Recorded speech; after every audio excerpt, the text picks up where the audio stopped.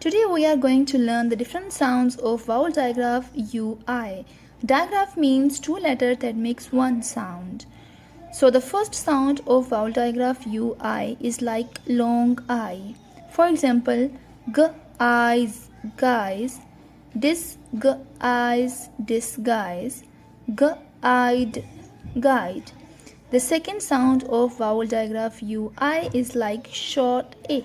For example, build, build, gild, guilt, guitar, guitar, circuit, circuit. Third sound of vowel digraph UI is very common and it's like long oo. For example, fruit, fruit, juice, juice, suit, suit, bruise, bruise, suitable, suitable. Which topic should I make the next video on? Tell me in the comments. Thanks for watching.